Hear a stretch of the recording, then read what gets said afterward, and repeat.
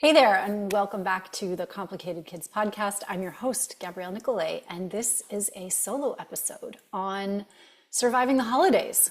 So let's get started. So I'm recording this. It is just before Thanksgiving, and I think you'll be hearing it about that time too, which means that many of you will be welcoming family into your homes and or traveling out of town, be it via car, in lots of traffic, or via airplane where there might be weather delays and other kinds of things. Once you arrive at your destination, gosh, I'm really painting a great picture of this, aren't I? I can already feel my stress level rising. Once you reach your destination, there will be folks who you haven't seen in a while, probably. There will be folks who you don't really enjoy spending that much time with, in all likelihood, at least one.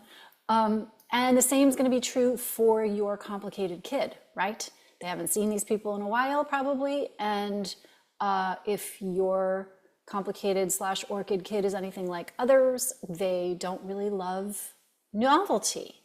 And so they might have some trouble adjusting to the travel, to the new people, to the new environment, to lots of things. And so what can we do about this? We're not going to change our kids' neurology, right? Not on the spot anyway.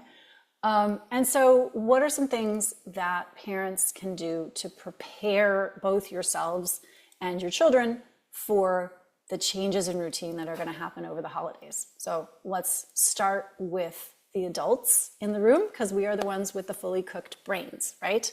So we have the awareness. We have the metacognitive skills. That means we can think about thinking. And so we can forecast in our minds, this might be challenging for my child or for me. So let's just keep it like on ourselves, right? I know that when we go to X's house, I'm likely to not get enough sleep. I'm likely to be eating foods that are off my regular food plan or whatever I have going on. And probably I'm going to drink a little bit more than I usually do, or maybe a lot more than I usually do. Okay, those three things in and of themselves will make anybody feel off, right? So what's your level of preparation, awareness?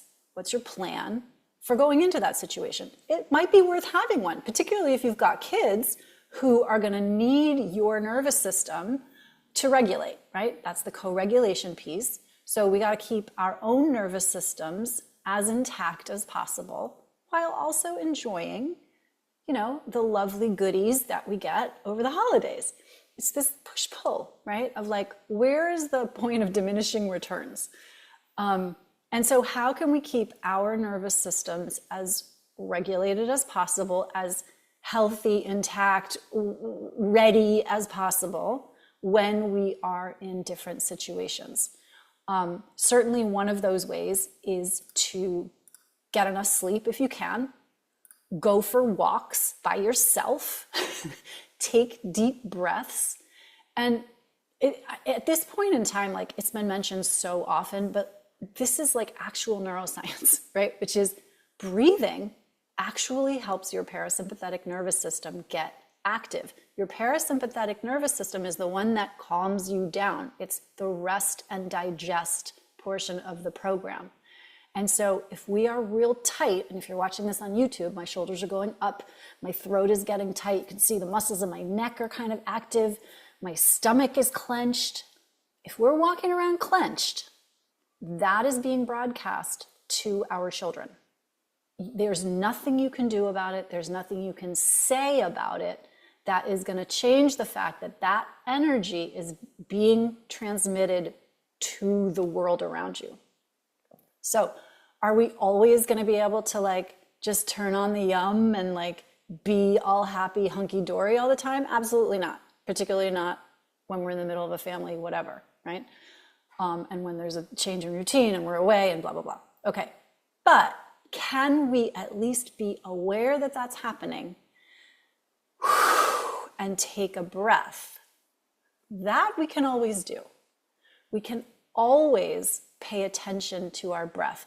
Thank goodness, by the way, we breathe without having to do that. right? Like breathing is happening, otherwise you'd be dead. But we can also become, some people would call it mindful, some people would call it aware.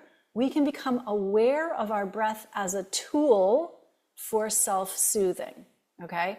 And it is totally worth doing for our own sakes. Forget about your kid. Yes, we also want them to take deep breaths. It would be really helpful.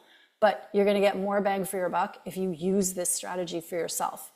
By the way, if you use this strategy for yourself in front of your child and don't say anything about it, they're way more likely to use the strategy themselves than if you say to them, you should do what I'm doing. Like the minute you say that, they're done, right? So use the strategies that you know work for yourself to keep your own nervous system online as much as you can. When that happens, you've got access to all of your creativity, all of your problem solving, all of your resilience. And in fact, that's the only time when you have access to all of that information. When you are tense and sleep deprived and hungover and have a food coma, and then you're tense, like then you're kind of agitated, you don't have access to any of that good stuff. Your brain is not functioning optimally, right? And so the more you can allow your brain to function optimally by staying relaxed, by getting enough sleep, by taking a walk, whatever thing works for you, and you know what that is, hopefully, the better for everybody. Okay, let's talk about what to do with the kids. Because we can't just send them, I'm gonna send my dog to the boarding center. We can't do that, sadly. Sadly, maybe. Anyway, so we want to make a plan. So if you're having family come to your house for the holidays, we want to make a plan for your kiddos, with your kiddos, about what's going to be expected, what's going to happen, right? Particularly, and I think, there's tons of resources out there in terms of like having a routine and all of that. But let's talk about the moment when visitors arrive in your house, like the actual, like the doorbell rings kind of situation. Because that's a situation you can prepare your children in advance for in a way that makes it way more likely that they're going to enjoy the rest of the visit. How we start often like colors a lot of the rest of the experience. And so I'll give you an example from when my daughter was quite small. When she was little, she had some sensory processing issues, and she did not want to be in the room when my in-laws arrived for a stay. So they would arrive at the door, and she did not want to be there. And instead of forcing that, I would talk to her in advance, and I would say, hey, listen, Grandma and Grandpa are coming over. You decide where you want to be when they arrive. And you decide when you're ready to come out. And she was itty bitty, she was like 3. You decide when you're ready. This is something that you can do with your kids. Are Grandma and Grandpa going to be a little bit offended? Maybe, but guess what? That's on them, okay? You are the steward of your child's nervous system. You are the protector of your child's nervous system.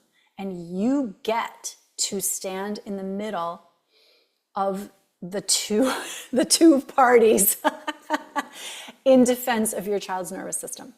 And so if that is going to help them regulate throughout the day and be, I'm going to put this in air quotes, better behaved at a meal or during an activity, why not? For me, that's a no-brainer. Like, yes, don't be present when the grandparents arrive so that an hour and a half later or 30 minutes later or 5 minutes later, when you're ready and you come down, that's an enjoyable experience for everybody. The other thing I did when my daughter was quite small, besides allowing her just not to be present when they arrived, was I did ask my in-laws to please not go towards her directly. I asked them to please wait until she approached them. That is a courtesy that you can also extend to your children. And it goes in the face of what I would call childism, and other people have called childism, which is we expect children to do things because we are grown-ups and they are children and they are smaller than us and therefore they should do what we say. And it's like this weird model of you have to, rather than asking the adults to modify their behavior on the child's behalf, because the child's brain or nervous system isn't cooked yet and they're having trouble with this particular situation. And so were my in-laws, mildly offended? Yeah, I think they were. But they also trusted me to make good decisions for my children. And I trusted me to make good decisions for my children. And so that ended up working out quite well. And they saw after the first couple of times how much more quickly my daughter would come and spend time with them when they weren't the ones approaching. And so that can also be something that you kind of build into your plan. The next thing I want to talk about is like what to do when things go south. So if you can, have an escape plan and talk about that with your kid. So in the same way that you're preparing them for like an arrival situation and letting them know where they can be, let them know what the plan is if they've had enough.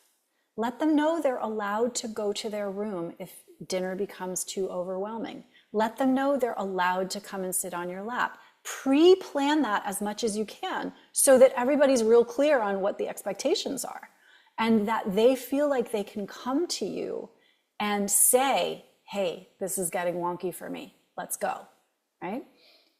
You can have a signal if your child is older and they don't want to like make it a big deal. You can have them pull on their ear or touch their nose or whatever thing feels good in terms of, hey, I need help getting out of this situation.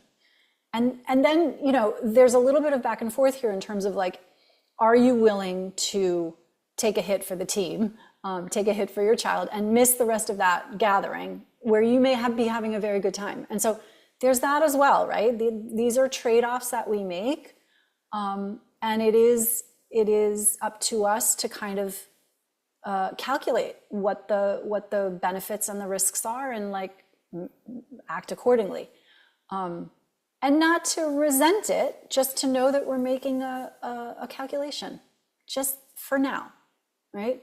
Avoid the tendency.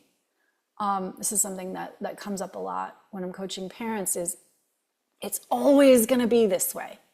It's not always going to be this way. It is this way now. And here's what we're going to do about it. But like avoid brain's tendency, because this is what brains do, right? They're like, well, now this is how it is. And we have to get ready because otherwise we're just going to be pissed off all the time. Just remind your brain, we're not doing that right now. Just you gently give a correction. You're like, nope, we're not doing that right now. We're not catastrophizing. We're planning for this Thanksgiving. We're planning for this holiday season, winter break, whatever it is. So make an escape plan if you can with your kiddo and do that in advance and then, follow through. As much as possible, give advance notice about what's going to happen. You know best what that means for your individual child. For some kids, they need to know only an hour before because otherwise they're going to be too anxious and they won't sleep the night before. For some kids, they're going to need a week's notice. For some kids, they're going to need something in between. And you can, that's trial and error. An hour is probably the least amount of time you want to give somebody to like acclimate to new information. But certainly there are kids, who an hour is the right amount of time, and maybe 30 minutes. Again, your kid best. But giving them a heads up, some advance notice about what's going to happen, what are the expectations, where are we going to be, where are we not going to be, including, and one of the things I recommend here is like, think about the sensory environment of where you're going. So might it be loud? Might there be lines to wait in? Might there be smells? Certainly if you're going to a Thanksgiving feast, there's going to be smells. And and kind of think about it from your child's perspective in terms of their sensory environment. So what are they seeing? What are they hearing? What are they smelling? What are they feeling in terms of their body? What's moving around them? Who's going to be there? That kind of thing. The more you can dig into like sensory details, the better prepared they're going to be. And then if you can, when you can, plan for some extra one-on-one time with your kiddo. We call this time in. It's also called special time or individual time or whatever you want to call it. But it is, time in is a way of spending time with your kiddo that is your dedicated presence, where they get to be the expert, they get to lead. You're not asking questions, you're not making suggestions, you're just following them in what they want to do. It can be hard to get into, but it can also be a really, really lovely time. And so if you're not familiar with time in, there's plenty you can read. I also think I do have a course somewhere, which I will maybe make available at some point and put the link in the show notes. But extra special time, extra one-on-one time with your children can go a long way toward those times when, you know, the evening's going a little bit long, or you needed to go pick up something for somebody else, whatever those things are over the holidays. Okay, one more tip, coming back to yourself. Grace and compassion for yourself when you are not doing your best work or showing your best work, or when your best work is slightly less good than you would like it to be. Okay, self-forgiveness and acceptance for where you're at is a big deal. It's something I struggled with for a really long time. And no longer do as much. Everybody's a work in progress, right? But giving yourself, I just said this to a group of orchid raisers in our group class over at Raising Orchid Kids, which is we are allowed to be nice to ourselves. We're even allowed to be nice to ourselves internally when we're spending time with the people who are not nice to us and who taught us not to be nice to ourselves. We're allowed to be nice to ourselves. And if that feels like a heavy lift, then that's good to know, right? But just if you can stick that in your back pocket for when you need it, that maybe will be helpful. I hope it will be. Until next time, thanks for listening. And I'm wishing you all such a happy, warm, cozy holiday season. You can find me at GabrielleNicolay.com. You can find the podcast at thecomplicatedkidspodcast.com. And until next time, take care. Bye-bye.